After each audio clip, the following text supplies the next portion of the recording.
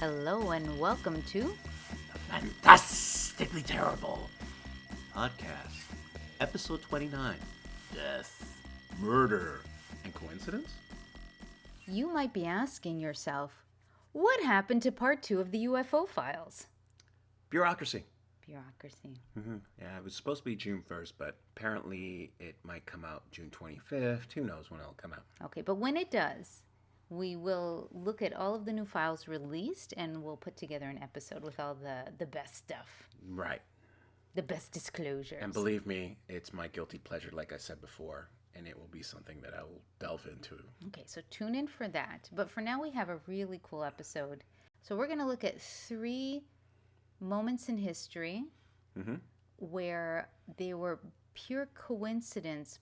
First, we will look at a man named Tsutomu Yamaguchi, who's known as Lucky Yamaguchi, and he survived both the Hiroshima and the Nagasaki bombings. The atomic bombs. Next, we'll look at the strange coincidence of Edwin Booth saving the life of Abraham Lincoln's son, Robert.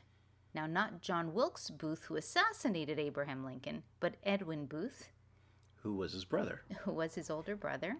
And finally, we're going to travel back in time to Vienna in 1913 to find the strangest coincidence. Of all. A black hole of dictators, or maybe primordial dictators in the If you ooze had a of time blackness. machine, this would be the place you'd want to go to. Yeah, a lot of people say if I went to this time and stopped Hitler, you could go here and stop quite a few dictators, all in one place. One shot. So let's begin. The unlucky, lucky Yamaguchi, the man who survived both Hiroshima and Nagasaki atomic bombs. There have been 2 atomic bombs detonated on cities in history, in Hiroshima on August 6, 1945, and in Nagasaki on August 9th of that same year. More than 100,000 civilians died as a result of the U.S. bombings, and countless more fell ill or died in the weeks, months, and years that followed. But did you know about one miraculous survivor? I did not. Both. Not one. Amazing. Both. It's such a sad story and so amazing at the same time. I'm very conflicted with this story. He is the only Japanese citizen recognized as a survivor of both horrific explosions. 29-year-old Yamaguchi was on a summer business assignment in Hiroshima. He was scheduled to leave to go back home on August 6th, where his wife and young son were waiting. And where is home? Nagasaki. So, this is from warhistoryonline.com.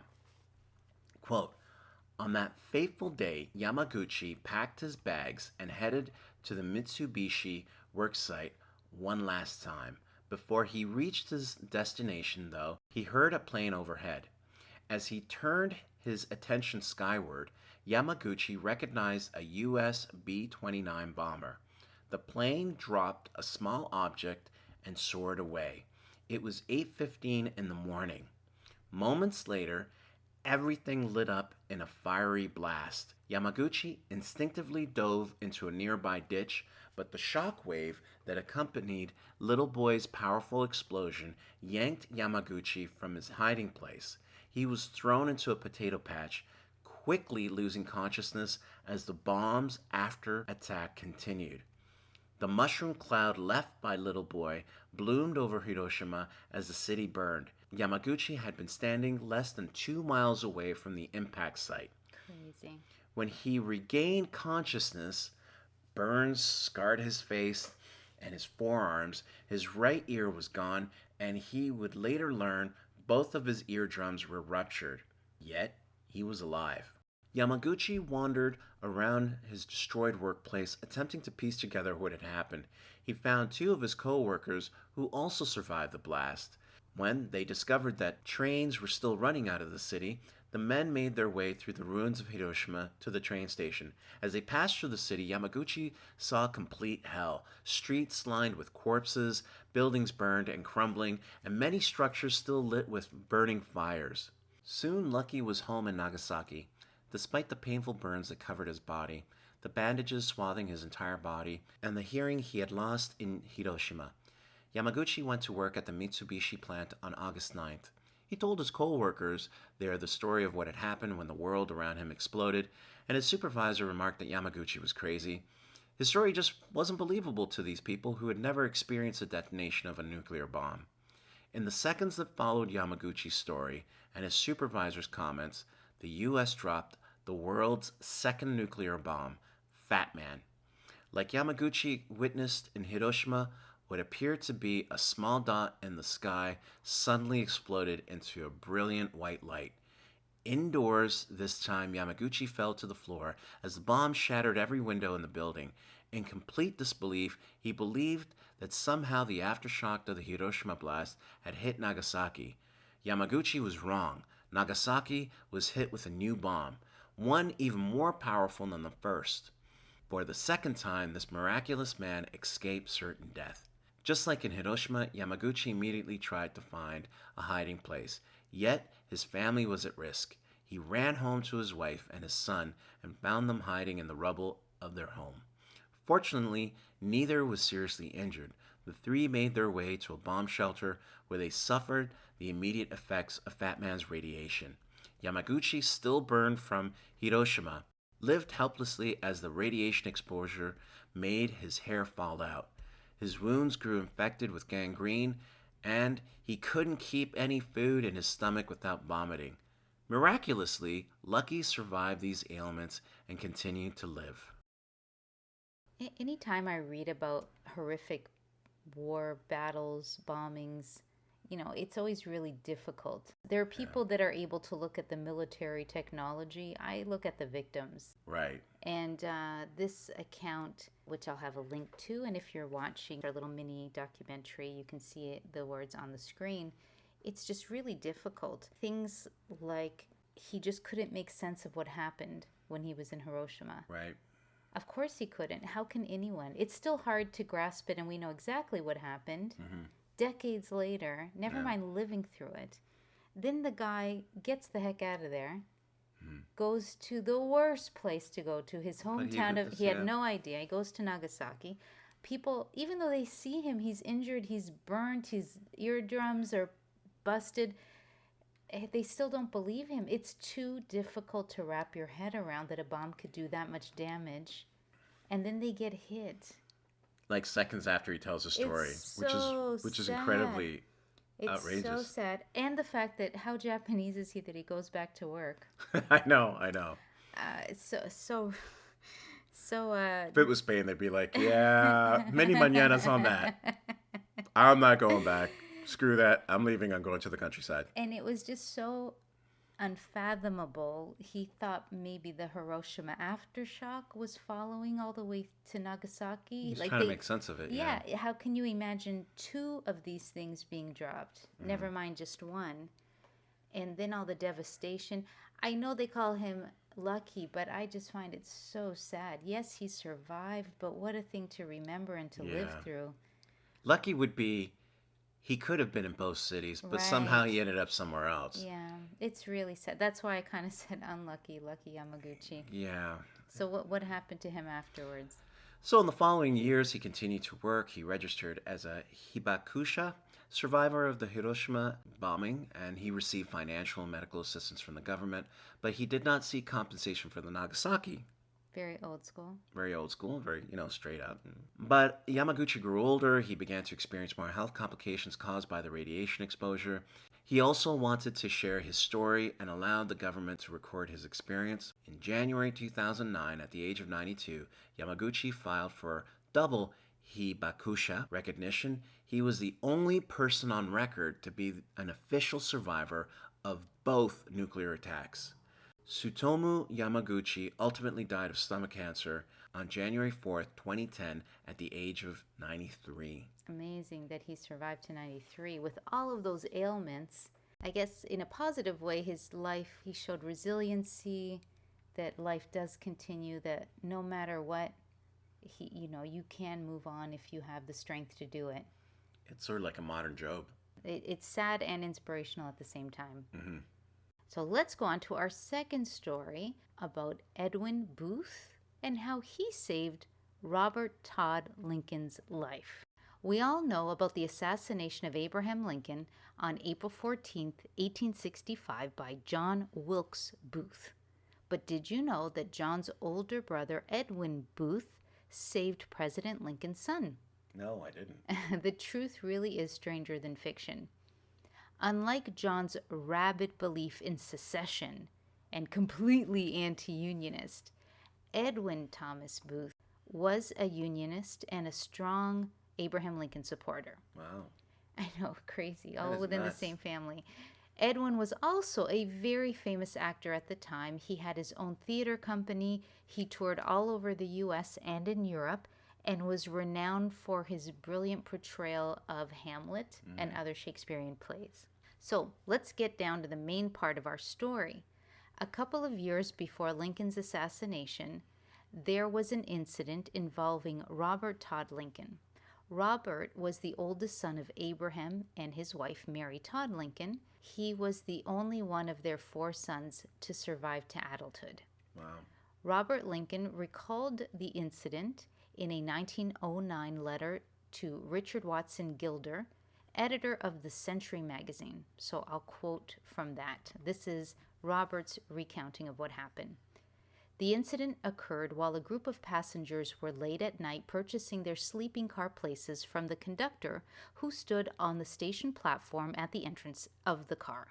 The platform was about the height of the car floor, and there was, of course, a narrow space between the platform and the car body. There was some crowding, and I happened to be pressed by it against the car body while waiting my turn. In this situation, the train began to move, and by the motion, I was twisted off my feet and had dropped somewhat, with feet downward, into the open space, and was personally helpless when my coat collar was vigorously seized and I was quickly pulled up and out to a secure footing on the platform. Upon turning to thank my rescuer, I saw it was Edwin Booth, whose face was, of course, well known to me because he was a famous actor. Right. And I expressed my gratitude to him, and in doing so, called him by name. So this is before the assassination. Right. Months later, while serving as an officer on the staff of General Ulysses S. Grant, Robert Lincoln told his fellow officer, Colonel Adam Badeau, I think, Yeah. about what happened. Adam happened, more coincidence, to be a friend of Edwin Booth. So he sent a letter to Edwin complimenting the actor for his heroism. Before receiving the letter, Booth had no idea that the man he had saved on the train platform was the president's son. The incident was said to have been of some comfort to Edwin Booth following his brother's murderous act. President Ulysses S. Grant also sent Booth a letter of gratitude for his action. Yeah, that's kind of crazy. I mean, you got saved by the older brother of the Yeah, the guy who guy saved you, his assassinated younger your brother dad. kills That's your just- father 2 years later. Well, you know, it's interesting. Civil wars do that to families, though. They split Yeah, the yeah, wrong that's a good ideology. point. Yeah, it's And really that's very terrible. opposite, right? Confederate and Union. It happens at Spain. Yeah. It happens everywhere. Yeah. So things for Robert Lincoln after this continued to reach new, unbelievable levels of tragic coincidence. Oh no. He was an eyewitness right next to President James Garfield when he was assassinated in 1881, and he was just outside the building where President McKinley was shot in 1901. So to recap, Robert lived through the death of his 3 brothers, his father was murdered, and then 2 more presidential assassinations. Wow. So it's not surprising that Robert, after this, turned down every invitation to attend any of these special events, especially for presidents. The only exception was in 1922. He attended the dedication of the Lincoln Memorial. Wow, that must have been quite the sight for him to see. Yeah, what a life to live through. That's bizarre. That's It is. bizarre. All he's missing is being good friends with Yamaguchi, and you know, I mean, like, that's just kind of weird. A little before Yamaguchi's time. World's small. It's another unbelievable story that I had not heard of until we started doing some research and you pointed it out to me. You know, if you did this in fiction, Most people would say that's you got to Yeah, rewrite you're just that. tying up loose ends and you're Yeah, trying to create a plot where you're tying these characters it happens together. in real life, It does. It and this does. is this is kind of proof of that. Actually, he could make a very good, he can have like a Netflix series on Robert Lincoln's life. Be like, oh no, Robert Lincoln nearby? And people would have to research and see, did this really happen to him? And they'd say, Right. oh my God, it did really happen to him. Yeah, I'd love that about historical fiction when you kind of like we kind of research to figure out if it was, how much of it is true. Right. And sometimes it's not, Sometimes it's not. but sometimes it is. Sometimes it is. Next, we'll look at Where did future dictators go to hang out in 1913? Apparently, they preferred Vienna. then I would have avoided Vienna. Well, Vienna is the capital of Austria and has been a vibrant metropolitan center for centuries. However, in 1913, there was a strange star guiding the young future totalitarian rulers of Europe to the city. It was like a secret club no one knew they were a member of. Let's start with Adolf Hitler. He was born in a small town in Austria, but lived in Vienna from 1908 to 1913. Dun dun dun. And it's not an understatement to say that moving to a big metropolitan city was a shock. He was also rejected by the Vienna Academy of Fine Art, destroying his dream of becoming an artist. And unfortunately unleashed him on the rest of the world. Yeah, he took out his failed artist angst on the rest of us. But before that, while Hitler was still trying to become a painter and learning how to refine his hate, another cult of personality, the Marxist philosopher himself, Leon Trotsky, lived not too far away. Isn't that crazy? Now remember, other than wanting to kill everyone, and especially Jewish people, Hitler hated the communists. This is what kills me about this. It's not just that it was different, separate people. It was the two huge political rivals. The two polar opposites. Nazism and communism. Yeah, the two polar opposites. In Europe. So, Leon Trotsky did not live too far away from Hitler. He would soon become one of the leaders of the Bolshevik Revolution, an organizer and an administrator and creator of Russia's famous Red Army. In 1913, Trotsky met with another member of the Future Ruthless Leaders Club at a Vienna cafe, Joseph Stalin. Dun, dun, dun. Whew. Wow, this is turning out to be quite the hang-up. Stalin didn't live there long, but it was long enough to write Marxism and the National Question, which impressed other leading revolutionaries like Vladimir Lenin. Lenin would visit Vienna when necessary. So even though they didn't necessarily all live there, this is where they would go to talk and to meet. It's like the dictators' treehouse club. Yeah, it was the primordial ooze of all of the ruthlessness that would come later on. That's crazy. It is. And Stalin, as we know, ordered the death of Trotsky later when he fled. Another prominent future dictator was Josip Broz, more famously known as Tito. Tito kept an iron fist over communist Yugoslavia from 1945 until his death in 1980. But from 1912 to 13, he lived in Vienna, where he fought to improve conditions at the auto plant where he worked. When Tito and Stalin were flexing their totalitarian muscles, they did not get along. So this is later. Once they were both established, they were both planted as dictators. Right.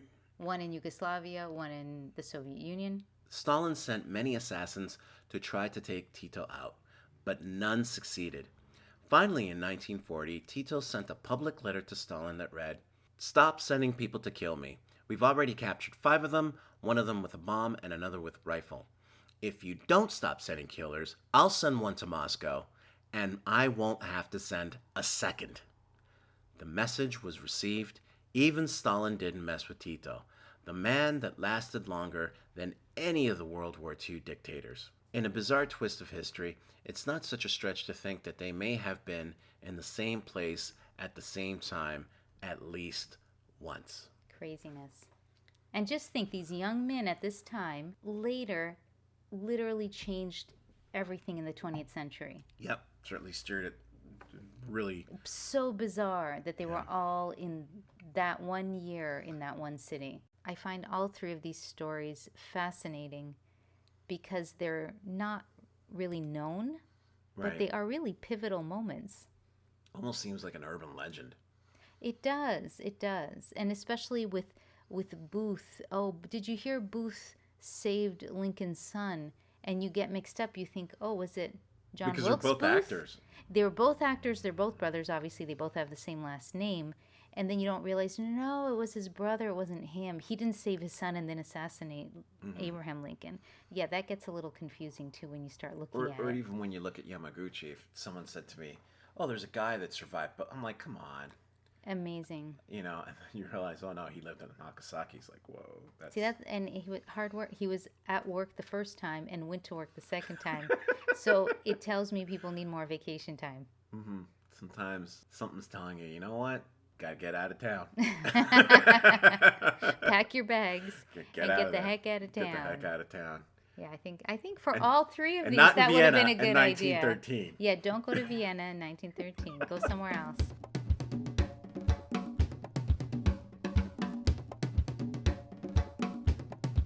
The Fantastically Terrible Character or creature this week is the original Snow White. I thought we needed a little pick-me-up after the last stories. So, we need a little more blood and gore. We need a little Brothers Grimm. Wow, that's pretty grim. Jacob and Wilhelm Grimm were German scholars, researchers, and authors who went around Germany and collected folk tales that were passed down from generation to generation. In 1812, they published a collection called Nursery and Household Tales. And don't let the name fool you. These were not stories meant for children. The stories included murder, violence, rape, cannibalism, and even incest. So Disney had a little work when they were retelling these stories. I wanted to look at the original Snow White, which was called Little Snow White. And there are many similarities to the Disney version, but you'll see a few key differences that I'll outline. The evil queen does ask a hunter to take Snow White into the forest and kill her, but in the original, Snow White is only 7 years old. So she's literally saying, go murder this little girl. Wow. In the Grimm version, the queen orders the huntsman to bring back Snow White's internal organs, saying, quote from the original, kill her, and as proof that she is dead, bring her lungs and liver back to me. The hunter kills a boar instead and brings back its lungs and liver. The Grimm version reads, the cook had to boil them with salt, and the wicked woman ate them, supposing that she had eaten Snow White's lungs and liver. That's very metal of her. She's like, she just blew Ozzy Osbourne out of the water. Yeah, super. Not in the Disney version. Mm-hmm. In the original story, the queen tricks Snow White 3 times. Mm-hmm. The first time, and they're very similar, the first time she gives Snow White a corset which is so tight that she passes out. So the dwarves save her by cutting the laces. The second time, now why are you giving a 7-year-old a corset? I don't know. German folktales. But is she 7 at this point, though? Yes, she's a child in the whole story. The second time, the evil queen gives her a comb, a poisonous comb, and when she puts it in her hair, again, it causes her to pass out until the dwarves remove the comb and she regains consciousness. The third time we're familiar with. The evil queen uses the infamous poisonous apple, and the young girl loses consciousness. In the original version, she is presumed dead and placed in a glass coffin. Now here's where things start to differ a little bit. There is a prince, but he never actually meets her. The dwarves hesitantly agree to let the prince take her. Not sure why, but okay. But as they're carrying her coffin out of the house, one of them stumbles and Snow White is tossed about inside the coffin, spits out the apple that's been stuck in her throat, and immediately recovers. Sisters are doing it for themselves. There's no prince's kiss. Just a little accidental Heimlich maneuver. Oh, wow. So she's like, oh, I'm choking on the apple. Get the apple out of my throat. So she does marry the prince. Okay, how old's the prince? I don't know. A little creepy, but whatever. We'll move along on that one. In this story, the queen attends the wedding, and things get even more gruesome. So I'm going to quote from the grim Where she eats the version. priest? Salts him and eats him? That's it for cannibalism. But there is some torture coming out, so hang on to your hats. Oh my God. I'll have a link to the full original version. So, quote, Snow White's godless stepmother was also invited to the feast. After putting on her beautiful clothes, she stepped before her mirror and said, Mirror, mirror on the wall, who in this land is fairest of all? The mirror answered, You, my queen, are fair, it is true, but the young queen is 1,000 times fairer than you. Oh boy. The wicked woman uttered a curse, and she became so frightened that she did not know what to do. At first, she did not want to go to the wedding, but she found no peace. She had to go and see the young queen. When she arrived, she recognized Snow White, and terrorized, she could only stand there without moving. Then they put a pair of iron shoes into burning coals. They were brought forth with tongs and placed before her. She was forced to step into the red-hot shoes and dance until she fell down dead. All these people are awful. All of them. Well, she was trying to murder a 7-year-old girl through the whole But story. they just murdered her too. But how sadistic is that? They heated up Yeah, the iron they're shoes, horrible people. forced her to put them on, and This they is said, like the Seinfeld "Dance, of fairy MF, tales. dance until she fell down dead." The end. Sweet dreams. Good night. Wow. They're all horrible people.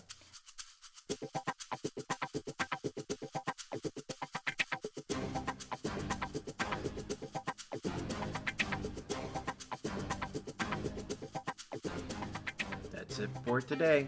7 Robots, Fantastically Terrible.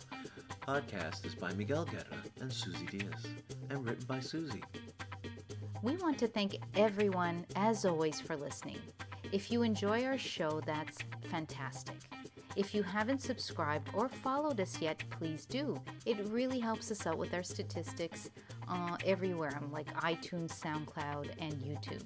Honestly, we don't know you're listening unless you let us know. Right. So please do leave a comment and say hello. We'd love to hear from you. For more information on this episode, including links to everything we've referenced, please visit our website at www.7robots.com/podcast.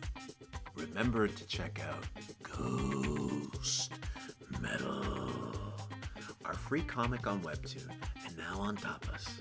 Read each week as we serve you a bite-sized sci-fi and horror stories on a macabre menu of detestable delights. A new episode is up every Friday for your abhorrent amusement. Thanks for listening, and we'll see you next time.